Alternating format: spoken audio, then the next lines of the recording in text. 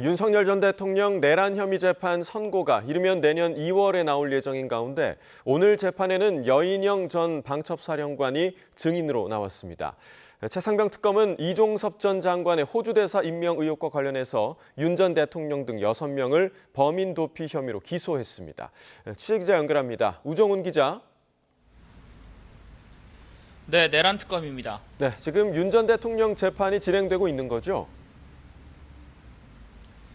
네, 그렇습니다. 지금 법정에서는 지난 공판에 이어 여인영 전 방첩사령관에 대한 증인 신문이 진행 중입니다.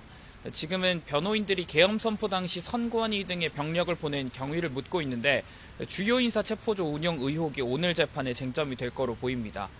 오후에는 김봉식 전 서울경찰청장에 대한 증인 신문도 예정이 돼 있습니다.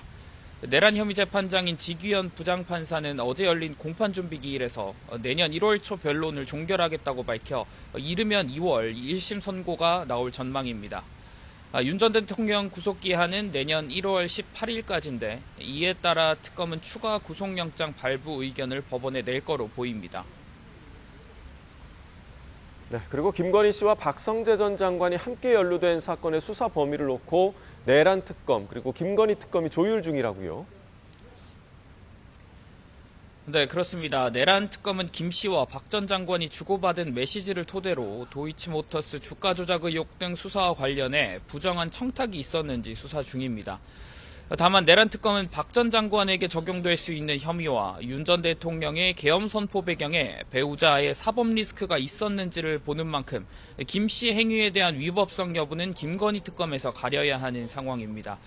이에 따라 두 특검은 특검보 간 소통 채널을 만들고 자료 협조를 위한 협의를 진행 중입니다.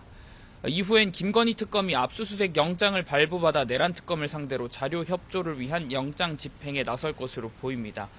김건희 특검도 내란 특검에 관련 수사에 대한 의지를 피력한 거로 전해집니다.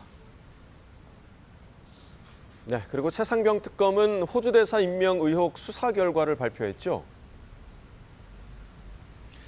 네, 최상병 특검은 범인 도피 혐의로 윤석열 전 대통령과 박성재, 심우정 전 법무부 장차관, 조태용 전 국가안보실장 등 6명을 불구속 기소했습니다.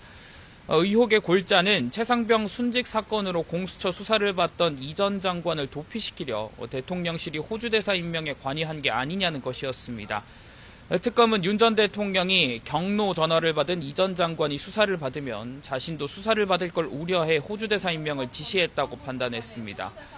이후 지시에 따라 외교부와 대통령실은 사실상 이 전 장관의 대사 임명을 결정한 채 자격과 인사검증을 허술하게 했다고 봤습니다.